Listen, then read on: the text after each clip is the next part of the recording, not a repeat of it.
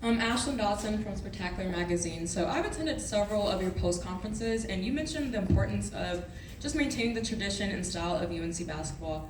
How have you managed to preserve that tradition, while adding your own touch to the program? Well, I mean, one of the things that I talk to the players all the time is, as the privilege of being a Carolina basketball player is, you got to be the best that you can be in three areas: on the court, off the court, and in the classroom. And there's no better example of that than these two individuals right here, Armando and RJ. During my press conference, one of the things that I said 3 years ago is that, the foundation of this place, Coach Smith, Coach Guthridge, Coach Doherty, Coach Williams, those are things that not only that I have experienced, but I believe in. But it's also important to walk the same road and the same paths, but in my own shoes with my personality. And so, being able to do that and feel very comfortable in that role. Coach, to your left, third row. Raise your hand, please, sir. Hubert, Brendan Marks in there. Hey, Brendan. Good to see you. We joked over the summer. This is did? Armando's last year. We joked about that. Yeah. This is definitely his last year. You don't want to stay another year? The last time you'll see me. I was just wondering, since he made the decision to come back for his last year, is there anything else that you've learned about him, despite having already spent as much time as you have with him? No, I've known Armando since he was 15 years old. A lot of people don't know that I was recruiting in right outside of Milwaukee, and I was supposed to be headed to New York to recruit, and the person that we were recruiting ended up not playing, and so I had called Coach Williams and I said, look, it doesn't make sense to go to New York. I heard about a tournament in Richmond, Virginia. And I was like, is there a possibility that I could just stop by there? And Coach Williams said, yeah, sure. And so I stopped back at home. I grew up right outside of Washington, D.C. area, so I flew from Milwaukee to Washington, D.C., spent the night with my dad, and then woke up really early in the morning to get to this AAU event. Got there at 9 o'clock in the morning and walked into the gym, and it was 6'10", 6'10", and 6'9" front line. I said, this is perfect. I got here for the 17 and under AAU game. And the guy told me, no, this isn't 17 and under, this is 15 and under. And it was Armando, Isaiah Todd, and I was like, 15 and under? And so I've known Armando a long time.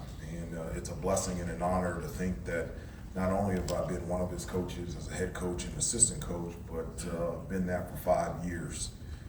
For somebody that is as accomplished as Armando and the character that he brings off the court, that is a coach's dream. And so to have him back for the 5th year is really a blessing and an honor.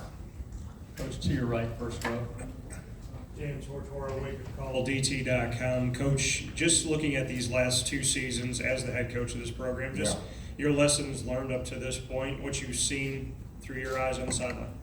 Yeah, one of the things that I talk to the guys at great length about is, turning down the noise from the phone, the family, the friends, and the college fans, and that noise comes from 2 different directions, and the criticism direction, and also the direction of praise and prosperity. And it's one of the things that I always say is I'm teaching life through basketball, and I think one of the things that the guys, especially RJ and Armando, and the guys that returning, have understood that probably the hardest noise to manage and maintain is the one from the praise and prosperity. And so, coming off of a year where you're a minute and 25 seconds away from winning a national championship, and being able not to lose sight of the discipline and the details that put yourself in a position just to be successful, whether it's preparation and practice and play, that's something that you have to hold on to, and that's the most important part. And I really believe that's one of the many lessons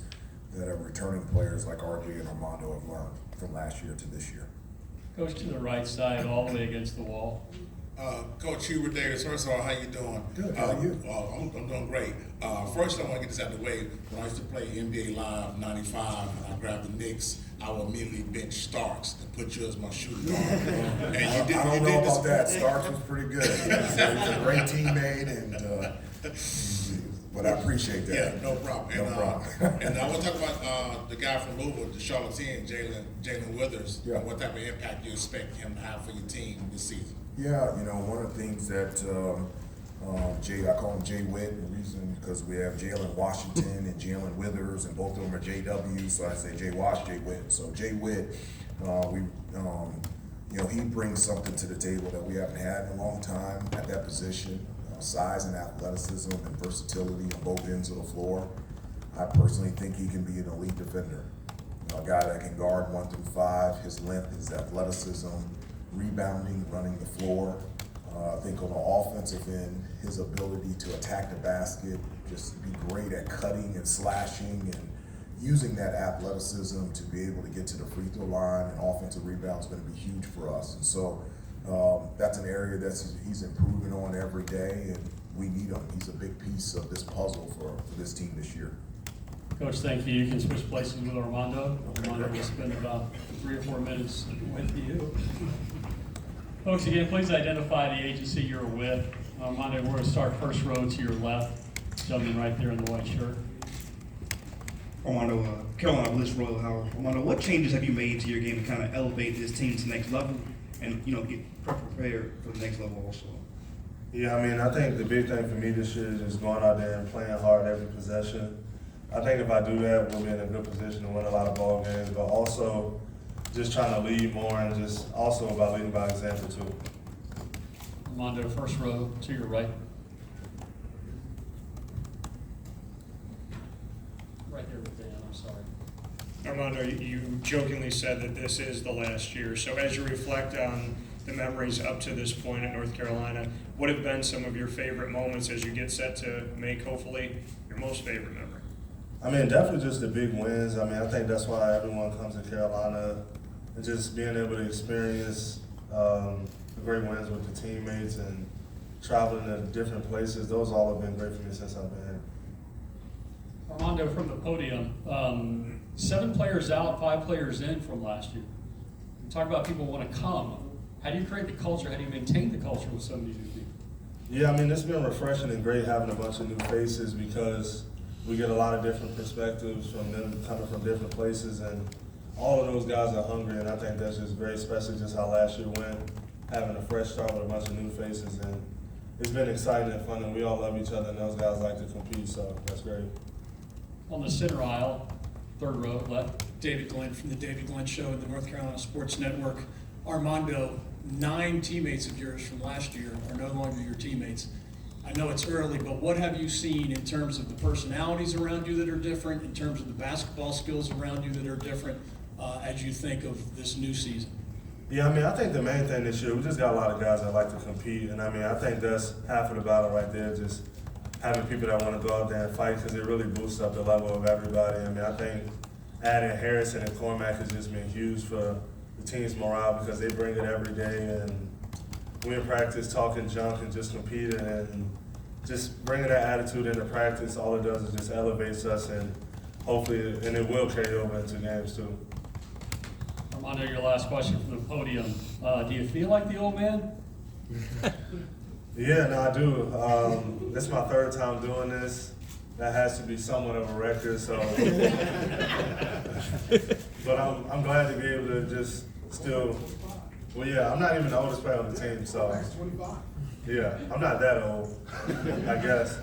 But, I mean, it's great just being able to still be able to play at this university and take advantage of everything that the school has done for me because I've gotten so much out of being a University of North Carolina athlete, so I'm just glad to get one more year, and I'm going to make this year my best. Thank you, Armando. You can switch places with RJ. RJ, you can finish us out. Folks, if you've already asked some questions, still please identify yourselves to our student athletes. Question for RJ. We'll go front row to our left. RJ, if you want to pull those mics down a little bit. Yeah, it's too loud. RJ, Carolina Bliss Royal Howard. RJ, last year, Coach Hubert mentioned that he had you all write on a sheet of paper your goals for the season and wanted you to live up to expectations. What are those goals going into this season ahead? I mean, I think the first one is always to win the national championship, but in terms of like goals as a team, it's just to hold each other accountable. I think that's the main thing. We got a group of guys. It's a new group, So obviously building that chemistry was a needed piece throughout this offseason and preseason, but just to kind of go into each game with that mentality of like, we're gonna give every team their best shot. So, holding each other accountable, doing the little things. I think that's what will make our goals become being able to accomplish all of them. RJ to your right, first row. Dan Tortora, wakeupcalldt.com. Looking at the fact that this roster has changed so much with you and Armando coming back, what can you say about your leadership style, as well as if it's a good thing to see that this team has so much newness going off of last season's adversity? I mean, it's great. I mean, just for me and Armando to be the veterans of this group. And kind of for me, just, I've always been a leader by an example, but kind of stepping out of my comfort zone by leading by more vocally. Stepping into that leadership role of, just knowing the ins and outs and not being here for 4 years, going to my senior year. So just kind of like leading the guys and, trying to show them the way how North Carolina run things and what's the standard for us. And I think, just for me, just to experience the good and the bad, with a lot of experience, I think I could lead this group along with Armando. But I think what's also makes us such a dynamic team is we also have Cormac, who's been in school for quite a while, Harrison and Graham. So everyone has their own leadership standpoint, and I think that's what makes us such a good team so far. RJ, we're gonna go back to the first row to your left. Royal Hal, Carolina Blitz. RJ, can you just, in your own words, what do you think the identity of this UNC basketball team will be? I think our identity is going to be grit and playing with that competitive edge. We have a lot of guys that want it. They play with a chip on their shoulder, and they all came to Carolina for a reason. I think they're all excited to put that jersey on and run out that tunnel, and for them to kind of just compete for each other and as a university. I think that's what's going to be like our identity right there. RJ, from the podium, talk about identity. Last year, the team did not shoot very well from beyond the three-point line. How do you work on that? How do you create a new identity that proves that North Carolina can shoot from beyond the arc?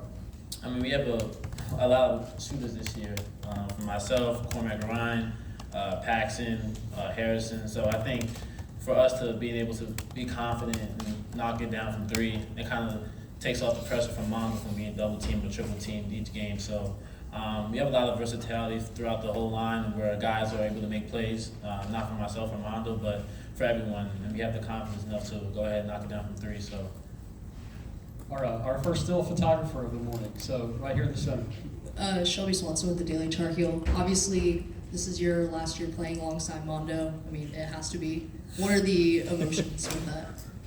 I mean, it's definitely sad, been on Mondo my freshman year, but just to see how he's grown as a player and as a person, just to not knowing much of him from my freshman year, kind of just building a connection with him. But I think this is gonna be our best year, just in terms of our connection being there, me being a senior, him being an old head. So I just think that I'm super proud of him, and super proud of the relationship we built on and off the court. North Carolina, good luck. Thank you. Miami is due up in the room.